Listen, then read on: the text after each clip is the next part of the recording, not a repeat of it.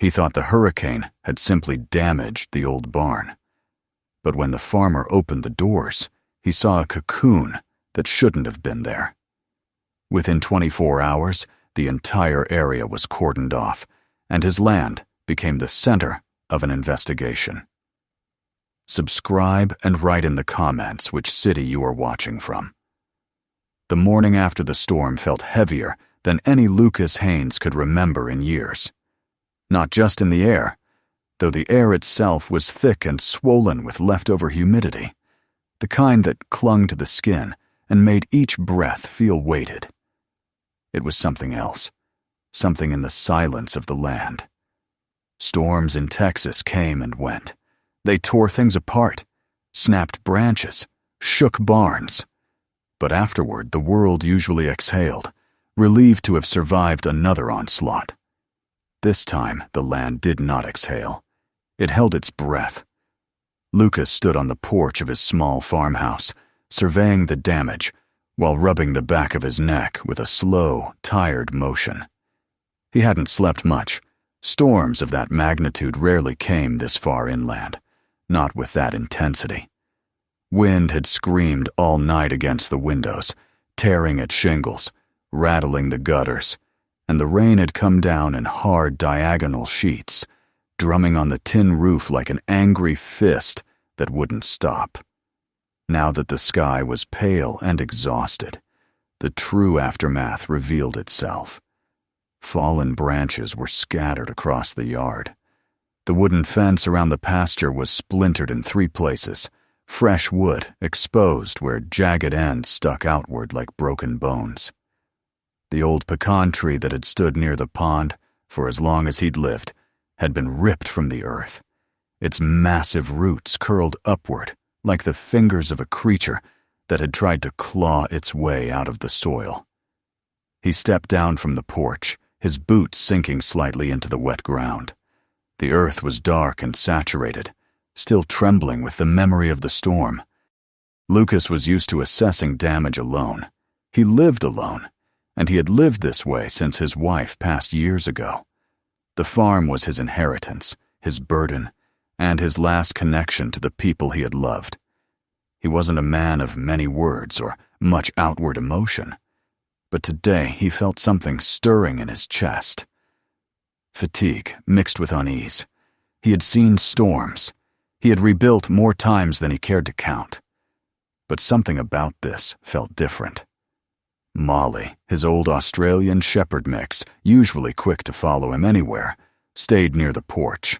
Her tail was low, her ears pressed back, and she stared toward the cluster of old buildings near the edge of the property. Lucas noticed and frowned. "Come on, girl," he called gently, patting his thigh.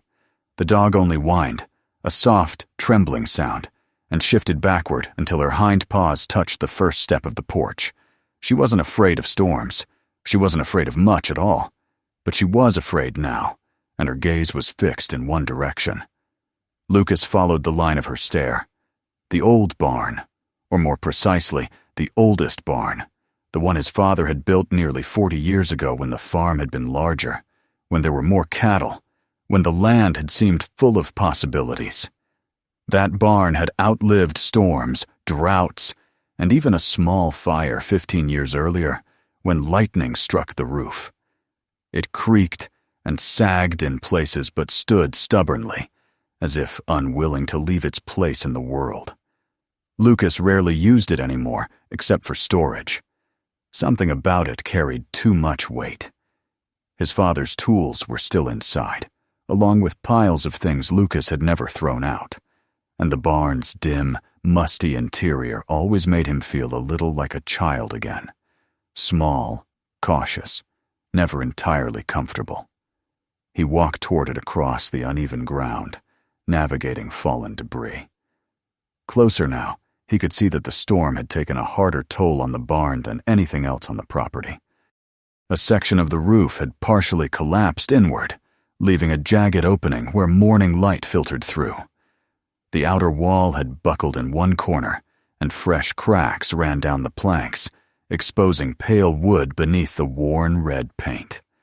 Lucas stopped a few steps away, feeling Molly's absence at his heel. He glanced back.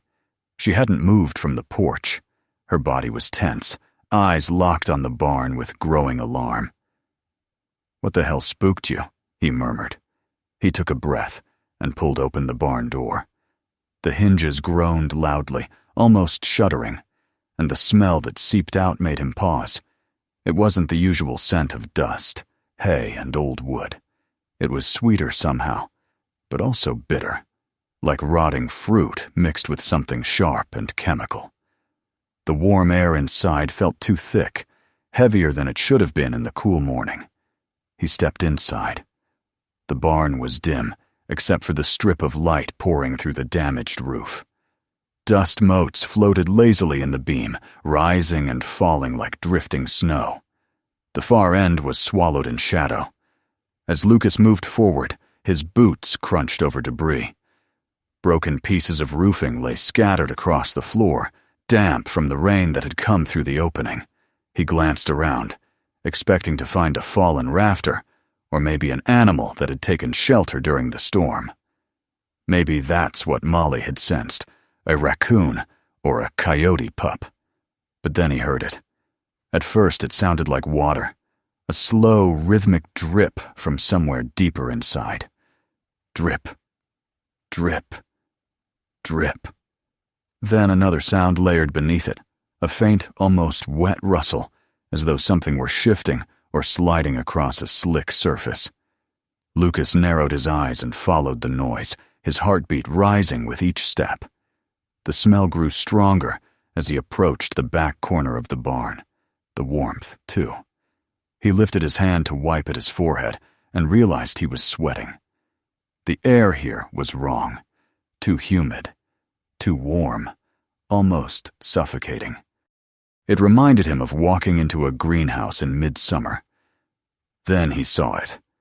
In the very back of the barn, suspended from one of the remaining intact beams, hung a massive shape. At first his brain refused to categorize it. It didn't match anything familiar. It wasn't a pile of storm debris. It wasn't an animal carcass. It wasn't any nest he had ever seen. It was something else. The mass was elongated, almost oval, its shape tapering toward the bottom like an enormous cocoon. Its surface was not uniform. Parts of it were smooth and glossy, like hardened resin, while other areas were rough and ridged, as if layers had been built upon layers. It glistened in the dim light, faintly translucent. And from inside, yes, from inside, he thought he could see shadows shifting, something moving slowly within the dark interior. A soft pulse rippled across the surface. The whole structure seemed to expand and contract by an inch, as if breathing. Lucas's mouth went dry. He stepped closer, mesmerized before instinct forced him back again. Heat radiated from the thing. Actual heat. He lifted his hand near it, not touching, and felt a warmth that prickled against his skin. His boot brushed something wet. He looked down. A pool of dark, viscous liquid spread across the boards beneath the cocoon. The fluid had eaten through the wood in places, leaving holes and warped edges. It gave off thin wisps of smoke where it touched the air, and the smell stung his eyes. What in God's name? His voice sounded too loud in the small space. For several long seconds he simply stared, his mind trying to assemble some explanation. Maybe a hive? But hive structures were rigid, geometric, not like this. Maybe a fungus. But fungi didn't pulse, didn't radiate heat, didn't move from within. And no animal he knew of could create something of this magnitude. The drip he had heard earlier came from the cocoon's underside, where the thick liquid continued to fall in slow, deliberate drops. Molly barked outside, a sharp, alarmed sound. Lucas stepped back again. The smell was getting to him. His throat felt raw, as though he had inhaled something corrosive. He coughed once, bending slightly forward, and the motion sent a wave of dizziness through him. He needed to act. He needed to destroy whatever this was. If the storm had brought it here, it didn't belong. If an animal had made it, it was too dangerous to keep around. His father would have burned the whole barn down without hesitation. Lucas didn't hesitate long either. He hurried outside, gulping fresh air, and grabbed the can of kerosene he kept near the equipment shed. Molly backed away further as he passed, whining low in her throat. Lucas ignored the tremor in her voice and marched back toward the barn, gripping the can tightly. Inside again, he approached the cocoon cautiously.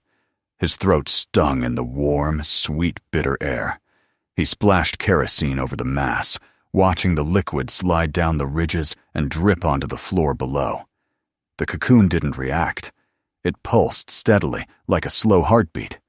He stepped back, lit a scrap of cloth he had wrapped around a metal rod, and raised the small flame toward the surface. The reaction was instantaneous. The cocoon contracted sharply, its surface rippling in sudden, violent motion. A hiss burst from inside, followed by a plume of gas that shot outward directly toward the flame. The fire sputtered and died instantly, snuffed out as though someone had pinched it between their fingers. The gas hit Lucas like a punch. His eyes burned. His throat seized. He staggered backward, coughing so hard he nearly fell to his knees, clutching at his throat as a wave of nausea rose within him. He stumbled outside, collapsing to one knee in the dirt, gasping.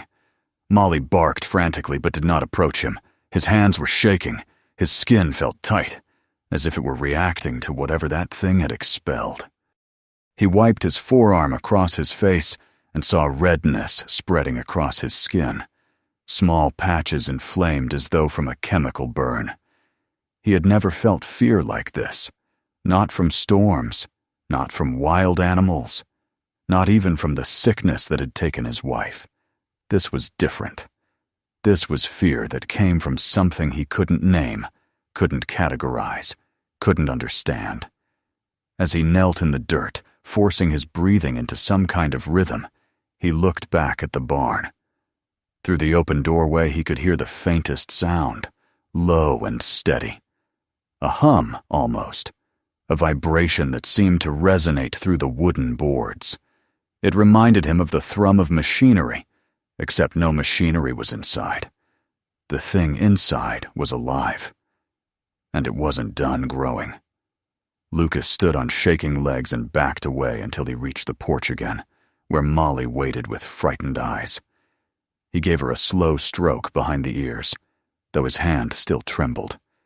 His gaze stayed locked on the barn across the yard. Evening would come soon, and with it, cooling air. Maybe the thing would quiet down, shrink, die off. Maybe he could deal with it tomorrow with a clearer mind.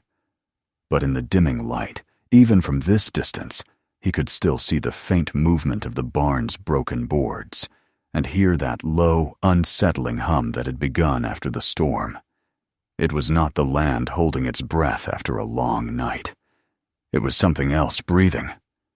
By the next morning, the air around the farm felt strange, in a way Lucas couldn't quite explain. It wasn't just the humidity left over from the storm, or the unsettled soil still heavy with last night's rain. It was the atmosphere itself, as if the land had taken a breath and held it, waiting for something.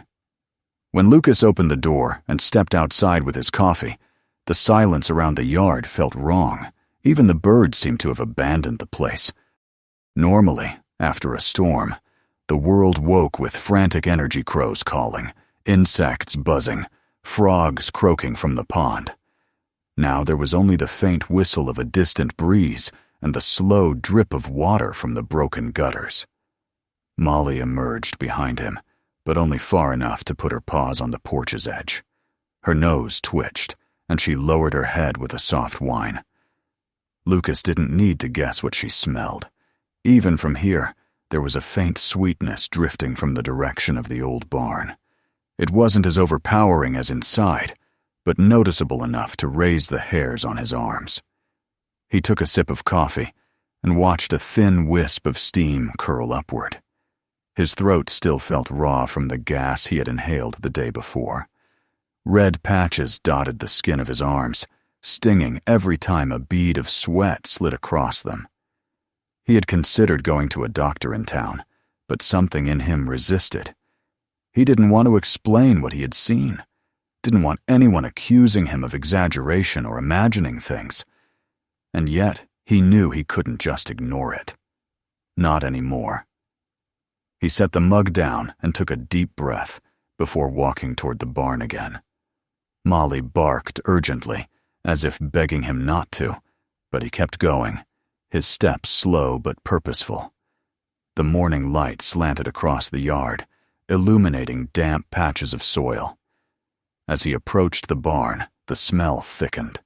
The air felt warmer. A subtle vibration ran beneath his boots, so faint he might have imagined it, except he knew he hadn't. It was real.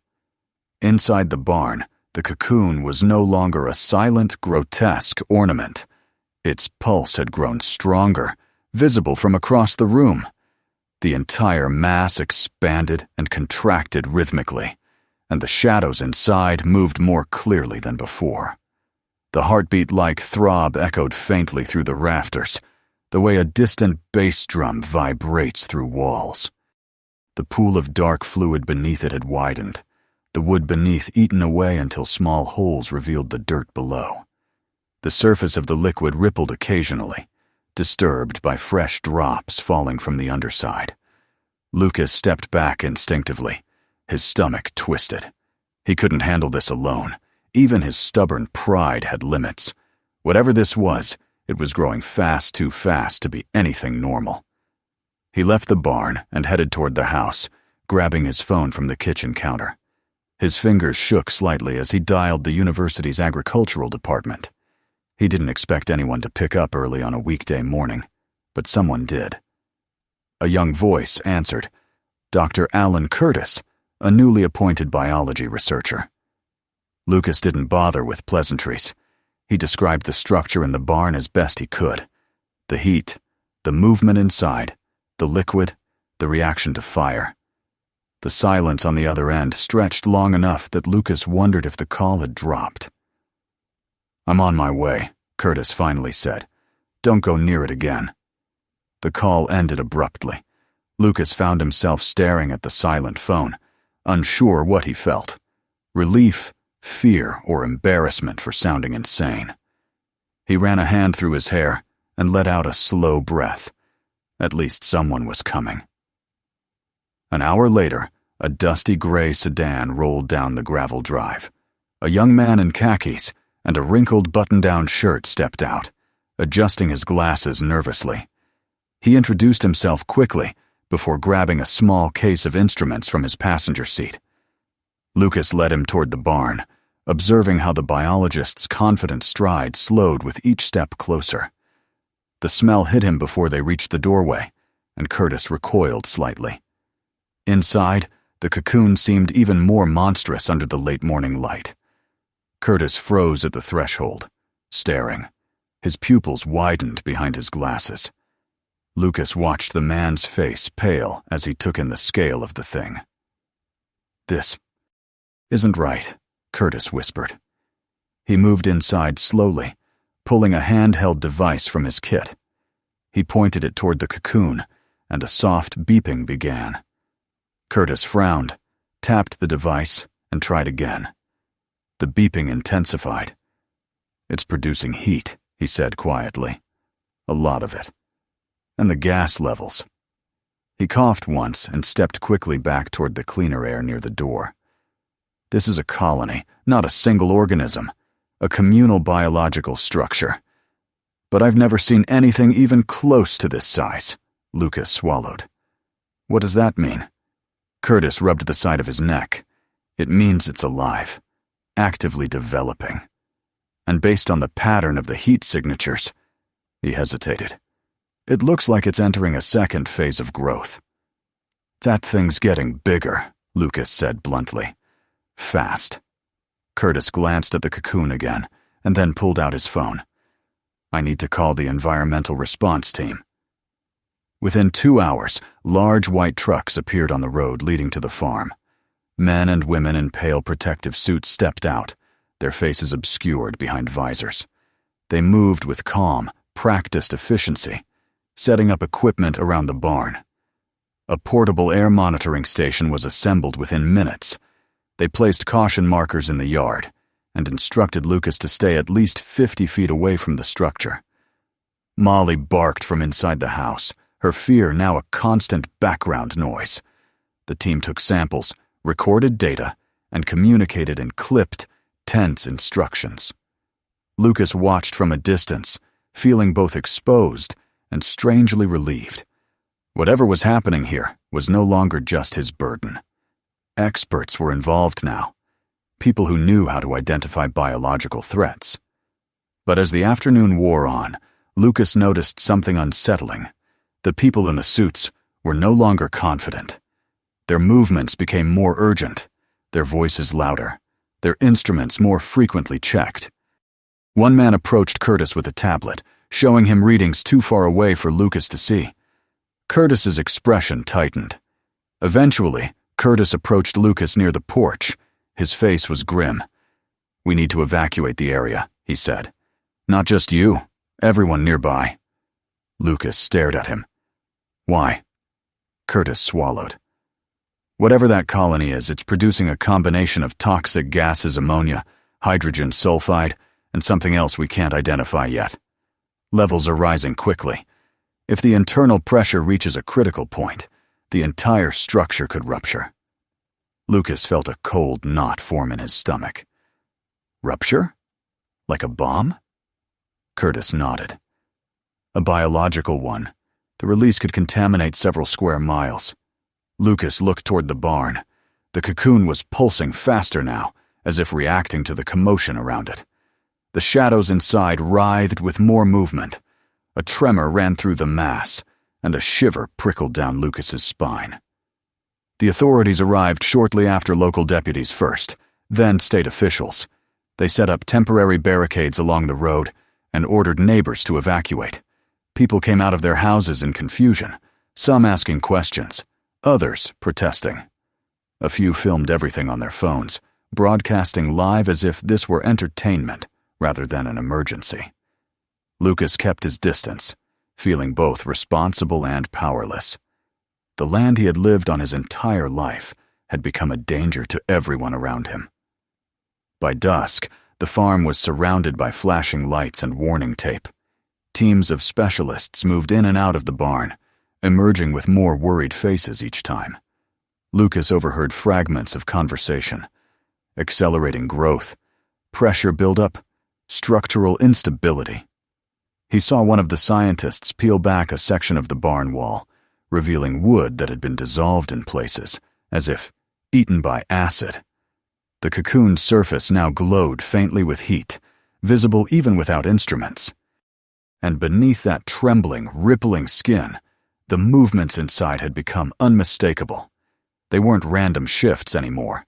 They were rhythmic, coordinated, as if thousands of smaller creatures were working in unison.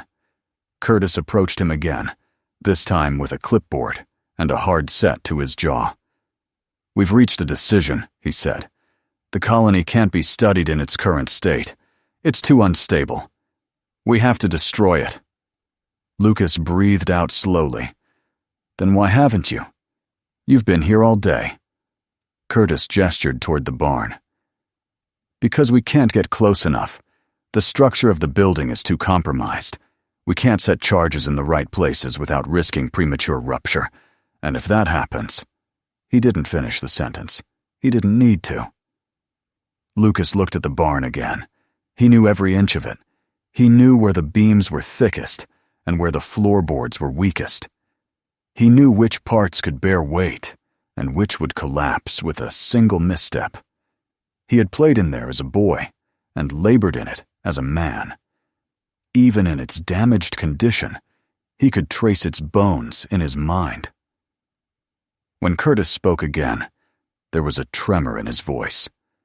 "We need someone who can navigate the barn, someone who knows its layout, someone who won't get lost inside." Lucas realized then why Curtis had come to him. He was the only one who could do it. the only one who had lived his whole life in the shadow of that building. And he understood something else, too. If he didn't help, the colony would grow until it ruptured on its own. When he looked back toward the barn, the cocoon shuddered again, a deep, slow convulsion that rattled the remaining boards. Heat shimmered in the air around it like a mirage. The hum rising from within the barn was louder now, vibrating through the ground. Lucas swallowed hard. He didn't want to go back inside. Every instinct in him screamed to stay away. But the people gathered here, his neighbors, the workers, Curtis, none of them deserved to pay for something a storm had dropped onto his land. He squared his shoulders. "Tell me what I need to do," he said. Curtis let out a breath he'd clearly been holding. "We'll prepare everything. You won't go in until we're ready." As the specialists moved to assemble the materials for the controlled demolition, Lucas stood in the dimming light of his yard. Behind him, Molly whimpered softly. Ahead of him, the barn pulsed with unnatural life, and the night air vibrated with the steady, chilling heartbeat of something that should never have existed here at all. The farm he had known all his life had become foreign, dangerous, but he also knew one thing with perfect clarity. Whatever this colony was, whatever it intended to become, it would not be allowed to reach its next stage. Not while he was still standing. Night settled over the farm with a heaviness that felt almost physical, as though the darkness itself had thickened in response to the threat growing inside the old barn. Floodlights set up by the response teams cast harsh white beams across the yard, stretching long shadows over the ground and cutting deep angles through the thinning evening mist. The hum coming from the barn had grown louder still, a deep, rhythmic vibration that felt more like the throb of machinery than anything natural, and Lucas could sense it not only in his ears, but through the soles of his boots, as though the earth itself carried the tremors outward, like ripples from a stone thrown into water. The team encircled the area with equipment, cables, and yellow hazard tape that fluttered faintly in the shifting wind. They were preparing the demolition charges, lining them up on a fold-out metal table beneath a portable canopy. Each device was small, cylindrical, and marked with specific placement instructions, notations referencing beams, structural weak points, and load-bearing intersections. They knew how to bring the barn down safely. What they did not know was how to reach the necessary points inside without triggering the cocoon prematurely, and that was the burden that fell squarely on Lucas's shoulders.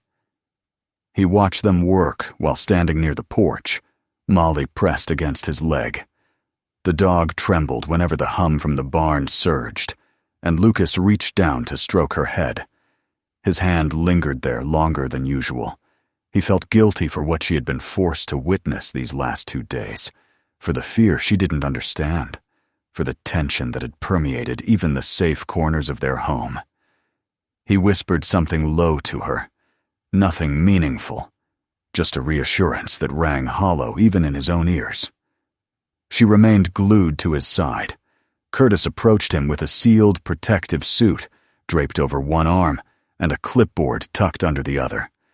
The biologist's face was pale with exhaustion. The harsh lights made him look even younger than he already was, a man barely into his 30s tasked with facing something no textbook had prepared him for. He adjusted his glasses before speaking, and his voice bore the tremor of someone trying to stay composed under circumstances far beyond his training. "We've laid out the charges," he said, nodding toward the table. 4 in total. They need to be placed at very specific points. You'll be carrying them in a pack on your back. Once they're set, the timers won't activate until you're safely out. "How long will I have after I put the last one down?" Lucas asked. "Less than a minute," Curtis replied. "We'll be monitoring your position the whole time. The moment you clear the barn, we trigger the sequence." Lucas studied the protective suit. It looked impossibly thin compared to the pulsing, gas-filled mass waiting for him inside the building. The suit was made of reinforced polymer fabric, with a clear visor and internal ventilation system. Still, it felt flimsy. He doubted it could truly keep out whatever corrosive fumes that cocoon produced, especially now that the creature inside it had grown more active. But he didn't voice his concern. There was no alternative. He stepped aside to get changed. The process took longer than he expected. 2 specialists helped him seal the suit, checking the seams and oxygen flow. The helmet locked in with a hiss of circulating air. The interior of the visor fogged briefly before clearing. He took several slow breaths, testing the rhythm of the airflow. It felt odd, mechanical, like breathing through a long metal pipe. Restrictive, but manageable. When he was finally suited up, Curtis handed him the pack of charges. Lucas slung it over his shoulders with a grunt. The weight wasn't overwhelming, but the knowledge of what it contained made it feel heavier. He could sense Molly pacing behind him, but she didn't bark. Somehow, she understood the seriousness of what he was about to do. Her tail lowered, and she pressed her nose against the leg of his suit briefly, then took a step back. Lights flickered across the yard as the team coordinated their positions. Radios crackled with clipped commands. The tension hanging in the air felt like the tautness of a rope pulled too hard on both ends, ready to snap. Curtis stopped him at the edge of the barn's shadow, lowering his voice slightly. "Look," he said, "once you're inside, the cocoon might respond to your movement. We don't know the extent of its sensory capabilities. Just stick to the plan. Move quickly but carefully. Don't get closer to the structure than necessary." "I won't," Lucas said. His voice echoed inside the helmet, sounding distant and hollow. Curtis swallowed. "And Lucas, thank you. Truly." Lucas didn't have the energy for a response. He simply nodded once and stepped forward. Crossing the threshold of the barn felt like entering another world, a place carved out from the natural laws of the land he had always known. The protective suit dulled the smell, but not entirely. The sweetness hit him first, cloying and sharp. Beneath it lay the deeper odor of decay and sulfur, a scent that made his stomach tighten. The heat was immediate too, smothering. The air inside the barn several degrees warmer than outside. The light from the flood lamps mounted outside filtered in through broken planks and gaps in the walls, casting strips of pale illumination across the interior. Dust swirled in the beams. The cocoon's surface gleamed with a wet sheen, as though coated in resin. It was larger now than it had been even earlier that morning, massive enough that it nearly brushed the underside of the rafters. The pulsing inside was no longer subtle. It rippled distinctly across the skin, each motion a reminder that countless living organisms moved in coordinated rhythm beneath that translucent surface. Lucas heard a faint clicking sound, low and repetitive, almost like the crackling of ice thawing or the popping of old wood under strain. But it wasn't the barn. It came from the cocoon. He tightened his grip on the first charge, forcing himself to focus. He moved toward the left side of the structure where the nearest structural beam stood. The floorboards creaked beneath him. Through the helmet's filter, he could hear not only the creaking, but the slow hiss of the cocoon's secretions dripping onto the wood. Some spots were so eroded that he could see the sloped dirt below, darkened with moisture. He reached the first designated spot, an intersection of beam and support post, and crouched to secure the charge. His gloved fingers worked clumsily, struggling against the bulkiness of the suit. Sweat dripped down his temple, pooling at the edge of the visor. When the device finally locked into place, he exhaled with relief he hadn't realized he was holding. The second point was deeper inside, past a collapsed section of wall. Lucas maneuvered around fallen debris, careful not to disturb anything unnecessarily.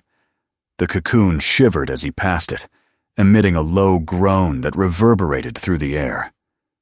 For a moment he froze, afraid it might rupture or suddenly release another burst of toxic gas. But after several tense seconds, the pulsing resumed its steady rhythm. He forced himself onward. He mounted the second charge on a side beam, securing it with trembling hands. A shudder rolled through the cocoon again, louder this time, accompanied by a sudden, violent jolt that made the rafters shake. A fine mist sprayed outward, shimmering faintly as it caught the light. Lucas ducked instinctively, raising his arm to shield his visor. His heart pounded. He didn't want to think about what would have happened if he hadn't been wearing the suit. 2 more charges left. The third point lay near the base of the structure, where the floor had softened dangerously. He tested each step before shifting his weight onto it. Several boards sagged under him, bowing enough to reveal the eroded soil below. The farther he moved, the warmer the air became, as though he were approaching a furnace. His visor fogged again. He blinked rapidly, trying to clear the smear of moisture. The cocoon was so close now that he could see the distinct shapes moving within it. Dark, writhing forms pressing briefly against the translucent membrane before withdrawing back into the depths. Their movements were not random. They followed a pattern, a rhythm, an unnerving synchronicity that suggested communication, coordination. It reminded him of a beehive magnified 1,000-fold, a shared intelligence spread across countless bodies. He crouched and placed the third charge. As he tightened the last clamp, the cocoon emitted a deep, guttural wail, a sound so startlingly organic that Lucas stumbled backward, nearly losing his footing as a beam overhead cracked in response. He steadied himself on a post, breathing rapidly inside the constricting suit. Only one left. The last point was positioned on the far side of the barn, requiring him to pass directly beneath the largest overhang of the cocoon. He hesitated for only a moment. If he waited too long, the entire structure might destabilize. The scientists outside had been clear. The pressure inside the colony was rising rapidly. Time was working against them. He moved under the cocoon, each step accompanied by a dripping sound as fresh liquid spattered onto the floorboards. The heat became stifling, almost unbearable. It radiated from above like an oppressive weight, and he felt it pressing down on the top of his helmet. For a moment he imagined the structure lowering itself deliberately, as if aware of him and curious. Lucas reached the final beam. His gloves slipped slightly on the metal clasp as he fumbled with the charge. The cocoon's pulsing grew louder, so loud he could hear it through the helmet, beating like a monstrous heart. Shadows swirled and twisted inside, gathering toward the center, then dispersing outward. The air crackled with tension. The charge snapped into place. Secure, he didn't wait. He turned immediately, sprinting toward the exit. His boots struck the weakening boards with heavy thuds, each footfall threatening to break through. The oxygen system in his suit hissed loudly with every breath. Behind him, the cocoon let out a sound unlike anything he'd heard, an explosive creaking, as though the entire mass were straining to expand. He reached the doorway and hurled himself out of the barn just as someone shouted from the yard, "Clear! Clear!" Then the world erupted. A blinding flash tore through the night, turning everything white for a fraction of a second. The shockwave followed, a concussive force that knocked Lucas off his feet and sent him rolling across the dirt. Heat washed over him, though most of it was absorbed by the suit. He covered his head and braced himself as debris rained down splintered wood, shreds of metal roofing, dirt shaken loose by the blast. He lay still for several seconds, waiting for the roar to fade. When he finally lifted his head, the barn was gone.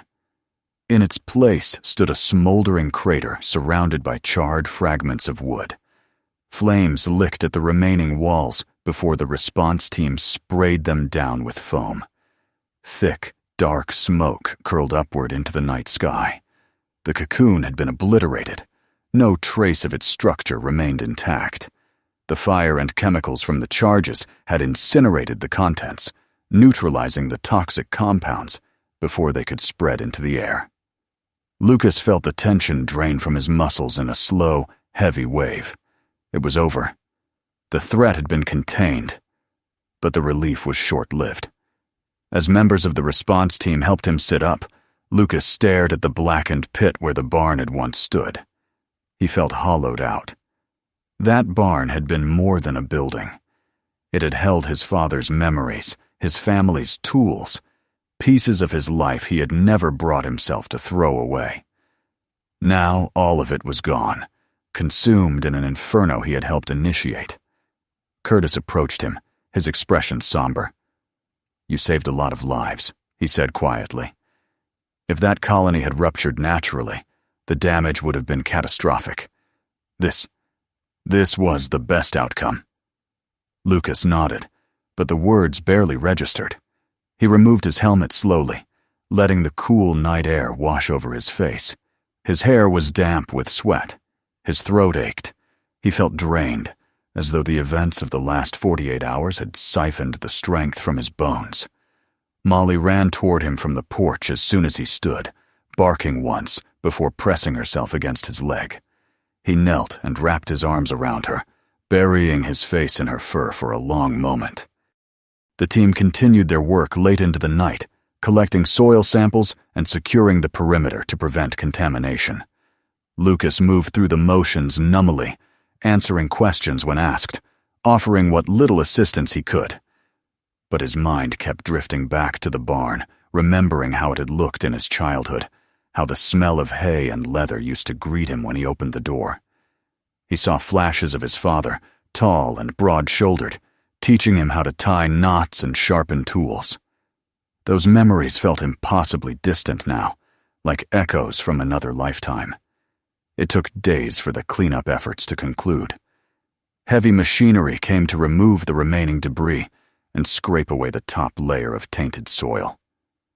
Lucas watched from a distance as trucks carried away the contaminated earth in sealed containers.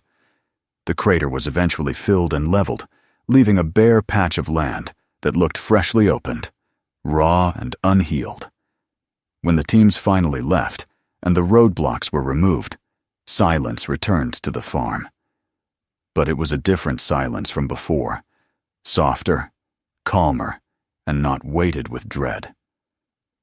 Molly walked beside him as he approached the leveled ground one morning, the sun rising pale and warm behind them. The earth smelled clean again. The hum was gone. Lucas stood for a long time in the center of the empty space where the barn had once stood. He imagined the outline of the old building around him, the rafters overhead, the stacks of hay, the rusted tractor in the corner. He imagined the laughter of his younger self and the steady, reassuring presence of his father. He let the memories wash over him, painful but comforting. In the weeks that followed, he began rebuilding. Not a replica of the old barn, but something new, a structure that welcomed sunlight, with wide doors and open rafters, built from fresh lumber that smelled of pine and possibility. He worked slowly, deliberately, each nail and beam placed with care. Molly watched him from a shady spot beneath a tree, her tail wagging as she dozed. The new barn rose from the ground, piece by piece, a testament not only to necessity, but to resilience. Lucas filled it not with relics of the past, but with tools he used every day, equipment that kept the farm running, and small touches that made the space feel alive rather than haunted. He left room for memories yet to be made, refusing to let the dark events overshadow his future. One evening, as the sun dipped low and painted the sky with warm streaks of gold, Lucas stood in the doorway of the new barn and breathed deeply. The air was clean. The ground beneath his feet was firm. The farm, though changed, was still his. The fear that had once gripped the land was gone, replaced by something steadier, quieter, an understanding that even the darkest storms could be followed by light. He looked out across the fields, his silhouette framed by the barn behind him, and for the first time since the monstrous Cocoon had appeared, he felt a sense of peace settle over him. The wind rustled the grass gently, carrying with it the scent of fresh earth and new beginnings. Molly trotted up to him, nudging his hand with her nose. Lucas smiled faintly and scratched her behind the ears. "We made it through," he murmured. And together, they listened to the quiet of the land. Not the silence of fear this time, but the silence of a world finally at rest. Subscribe to the channel, share this video, and stay tuned for the next and other stories.